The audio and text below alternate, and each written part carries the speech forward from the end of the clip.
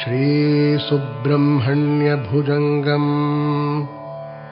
सदा बालरूपापि विघ्नाद्रिहन्त्री महादन्तिवक्त्रापि पञ्चास्यमान्या विधीन्द्रादिमृग्य गणेशाभिधामे विधत्तां श्रियं कापि कल्याणमूर्तिः। न जानामि शब्दं न जानामि चार्थं न जानामि पद्यं न जानामि गद्यं चिदेका षडास्या हृदि द्योतते मे मुखानि सरन्ते गिरश्चापि चित्रम्। मयूराधिरूढं महावाक्यगूढं मनोहारिदेहं महच्चित्तगेहं महीदेवदेवं महावेदभावं महादेवबालं भजे लोकपालम्।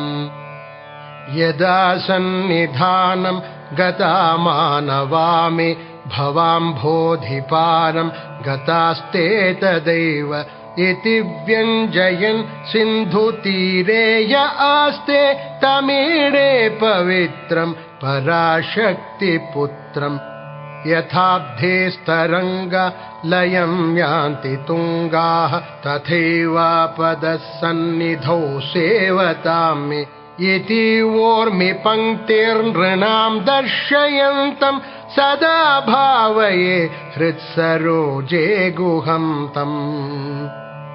गिरो मन्निवासे नरायेऽधिरूढाः तदा पर्वते राजते तेऽधिरूढाः इतीव ब्रुवन् गन्धशैलाधिरूढः स देवो मुदे मे सदा षण्मुखोऽस्तु। महाम्भोधितीरे महापापचोरे मुनीन्द्रानुकूले सुगन्धाख्यशैले गुहायां वसन्तं स्वभासा लसन्तं जनार्तिं हरन्तं श्रयामो गुहं तम्। लसत्स्वर्णगेहे नृणां कामदोहे सुमस्तोमसञ्छन्नमाणिक्यमञ्चे समुद्यत्सहस्रार्कतुल्यप्रकाशं सदा भावये कार्तिकेयं सुरेशम्। रणध्वंसके मञ्जुलेऽत्यन्तशोणे मनोहारि लावण्यपीयूषपूर्णे मनःषट्पदो मे भवक्लेशतप्तः सदा मोदतां स्कन्दते पादपद्मे। सुवर्णाभदिव्याम्बरैर्भासमानां क्वणत्किङ्किणी मेखला शोभमानां लसद्धेमपट्टेन विद्योतमानां कटिं भावये स्कन्दते दीप्यमानाम्। पुलिन्देशकन्याघना भोगतुङ्गस्तनालिङ्गनासक्त काश्मीररागं नमस्याम्यहं तारकारे तवोरः स्वभक्तावने सर्वदा सानुरागम्। विधोक्षृप्तदण्डान् स्वलीलाधृताण्डान् निरस्ते भशुण्डान् द्विषत्कालदण्डान् हतेन्द्रारिषण्डान् जगत्त्राणशौण्डान् सदा ते प्रचण्डान् श्रये बाहुदण्डान्। सदा शारदा षण्मृगाङ्का यदि स्युः समुद्यन्त एव स्थिताश्चेत्समन्तात् सदा पूर्णबिम्बाः कलङ्कैश्च हीनाः तदा त्वन्मुखानां भ्रुवे स्कन्दसाम्यम्। स्फुरन्मन्दहासैः सहंसानि चञ्चत्कटाक्षावलीभृङ्ग सङ्घोज्ज्वलानि सुधास्यन्ति बिम्बाधराणीशसूनो तवालोकये षण्मुखाम्भोरुहाणि।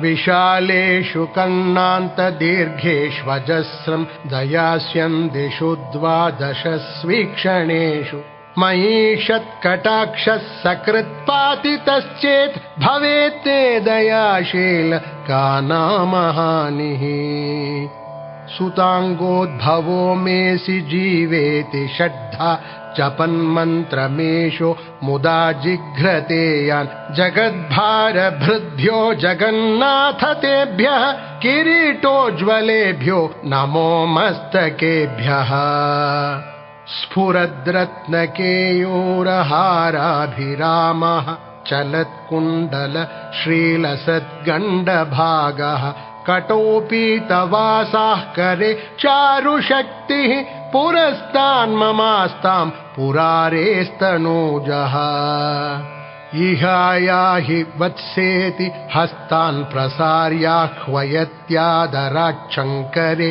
मातुरङ्गात् समुत्पत्यतातं शयन्तं कुमारं हराश्लिष्टगात्रं भजे बालमूर्तिम् कुमारेश सूनो गुहस्कन्द सेनापते शक्तिपाणे मयूराधिरूढ पुलिन्दात्मजाकान्त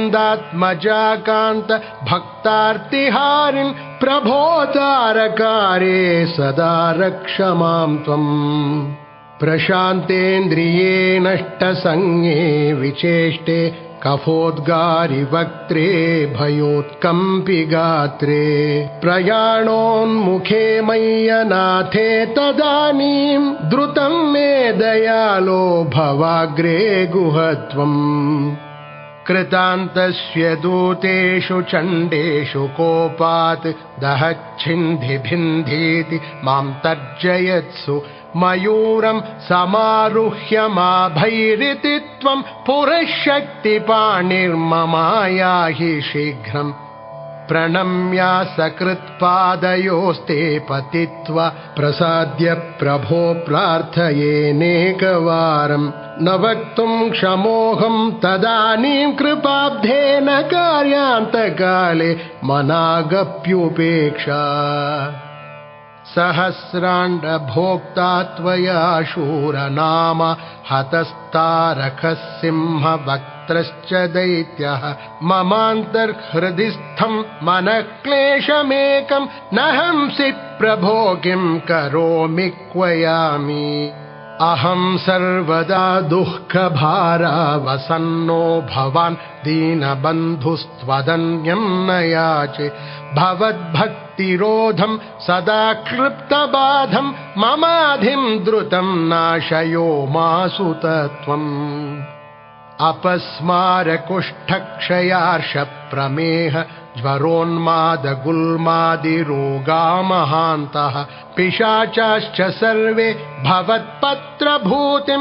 विलोक्य क्षणात् तारकारे द्रवन्ते त्रिशिस्कन्दमूर्तिश्रुतौ स्कन्दकीर्तिः मुखे मे पवित्रं सदा तच्चरित्रं करे तस्य कृत्यं वपुस्तस्य भृत्यं गुहे सन्तुलीन ममाशेषभावाः मुनीनामुताहो नृणां भक्तिभाजाम् अभीष्टप्रदाः सन्ति सर्वत्र देवाः नृणामन्त्यजानामपि स्वार्थदाने गुहाद्देवमन्यं न जाने न जाने कलत्रं सुता बन्धुवर्गः पशुर्वा नरो वाथ नारी गृहे ये मदीयाः यजन्तो नमन्तस्तुवन्तो भवन्तं स्मरन्तश्च ते सन्तु सर्वे कुमार मृगाः पक्षिणो दंशकाये च दुष्टाः तथा व्याधयो बाधकाये मदङ्गे भवच्छक्तितीक्ष्णाग्रभिन्नाः सुदूरे विनश्यन्तु ते चूर्णितक्रौञ्चशैल जनित्री पिता च स्वपुत्रापराधं सहेते न किं देवसेनाधिनाथ अहं चातिबालो भवान् लोकतातः क्षमस्वापराधं समस्तं महेश नमः केकिने शक्तये चापि तुभ्यं नमश्चागतुभ्यं नमः कुक्कुटाय नमः सिन्धवे सिन्धुदेशाय तुभ्यं पुनः स्कन्दमूर्ते नमस्ते नमोऽस्तु। जयानन्द भूमन् जयापारधामन् जयामोघकीर्ते जयानन्दमूर्ते जयानन्द सिन्धो जयाशेषबन्धो जय त्वं सदा मुक्तिदानेश सूनु। भुजङ्गाख्यवृत्तेन कृप्तं स्तवम्यः पठेद्भक्तियुक्तो गुहं सम्प्रणम्य स्वपुत्रान् कलत्रं धनं दीर्घमायुः लभेत् स्कन्दसायुज्यमन्ते नरः सः लभेत् स्कन्दसायुज्यमन्ते नरः सः।